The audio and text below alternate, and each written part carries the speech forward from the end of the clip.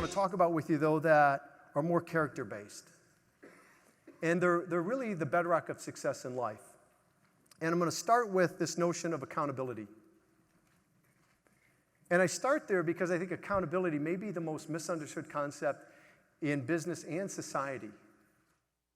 In that, most people equate accountability with consequences, typically negative consequences. Almost everywhere you hear that word in society, it's affiliated with bad behavior, poor performance, negative consequences. And then we wonder why no one wants anything to do with this accountable stuff. Let me give you an example.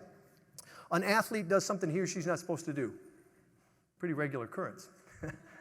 Someone in authority like commissioner is going to come out, hold a press conference, going to stand behind the podium, and he's going to say, we're going to hold this person accountable. And then what do they do with them?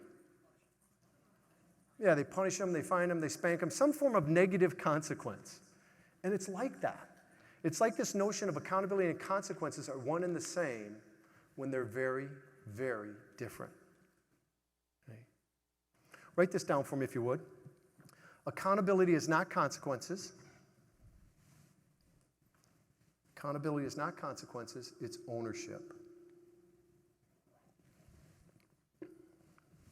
It's ownership.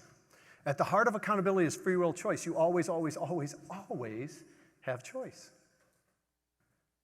I mean, think about that. If I hired on with you and you had activity requirements for me, things I had to do each day, do I have a choice in that? I do, don't I? What are my choices? To do it or not do it. And if I choose not to do it, what am I choosing? To work somewhere else. Doesn't make me a bad person, makes me a bad fit, doesn't it? But there's a big difference when I come at life as a have to versus a choose to. When life is a have to, it's very, very difficult. At best, I meet minimum standard. It's really burdensome. When I recognize that all life is choices, my energy shifts. Now, it doesn't guarantee I'm going to like the choices. April 15th rolls around, you got the choice of paying your taxes or going to prison. Personally, I don't like either one of those. But you have choice. At the heart of accountability is the realization that you always have choice, and then taking ownership of those choices. And yet, what I see is there's a tendency for us to look outside of ourselves. We're waiting for someone or something to change. We're waiting for the economy to pick up. Waiting for the housing market to catch fire again, which it's doing. We're waiting for the politicians to stop arguing. Good luck with that one. We're waiting for Geico to stop, get rid of the lizard. Tired of seeing a lizard, whatever it is, right? How much of that do you control? None of it. What do you control? Two things. Your thinking and your actions. And that's it. That's really it. But it's enough if you take ownership of it. See, if there's an area struggling and you're probably looking outside of yourself, you're waiting for someone or something to change, which means you're giving away your power. Accountability is the realization that I don't control the circumstances, but I control how I respond. It's the understanding that the quality of our choices determines the quality of our life. Now, if you're a leader, there's a whole nother level to this, whether you're a leader in your home, in your community, in your church, in your business. And that is in every industry we've worked in, and we've worked in all of them, in virtually every group we've worked with, we hear people talk about holding others accountable. Have you heard that?